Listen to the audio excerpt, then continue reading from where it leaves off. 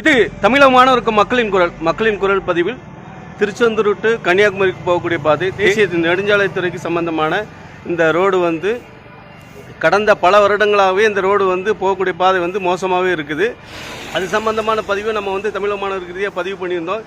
மழை பெஞ்சதுலேருந்து அந்த page work பண்ண சாலைகள்லாம் ரொம்ப மோசமாக இருக்குது. சுமதி ஆஸ்பத்திரி இருக்கக்கூடிய வாசல்லே ஒரு பெரிய பள்ளம் விழுந்து கிடக்கு. இதில் போகக்கூடிய வாகனங்கள் இதில் ஒரு மிகப்பெரிய விபத்து ஏற்பட வாய்ப்பு இருக்குது. இது சம்பந்தமான பதிவை நம்ம இது பார்ப்போம்.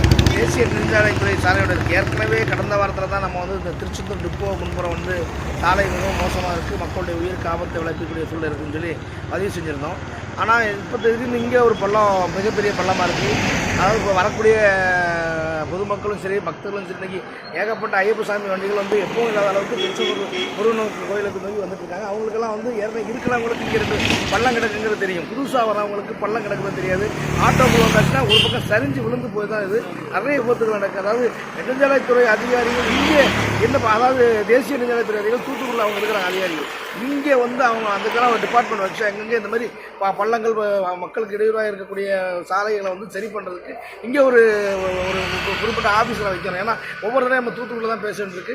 அவங்க அங்கேருந்து அவங்களுக்கு இங்கே உள்ள பிரச்சனை அவங்களுக்கு தெரியாது, அங்கே உள்ள பிரச்சனை அவங்களுக்கு தெரியும். இங்கே மிகப்பெரிய இது இந்த பள்ளம் ரொம்ப மோசமாக இருக்குது. ஒவ்வொரு ட்ரிப்பும் திரும்ப நாங்கள் குறை சொல்கிறோம் அப்படின்னு நீங்கள் நினைக்க வேண்டாம். இந்த பள்ளங்கள் நாங்கள் சொல்லாத அளவுக்கு நீங்கள் இந்த பள்ளங்களை சரிப்படுத்தி தரோம்.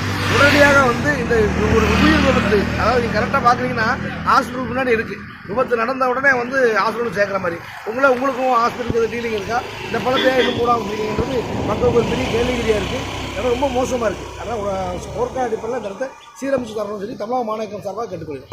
இன்னொருவர் வேதனை இவர்களுக்கு வேடிக்கை, இதயமற்ற மனிதருக்கு இதுவெல்லாம் வாடிக்கை.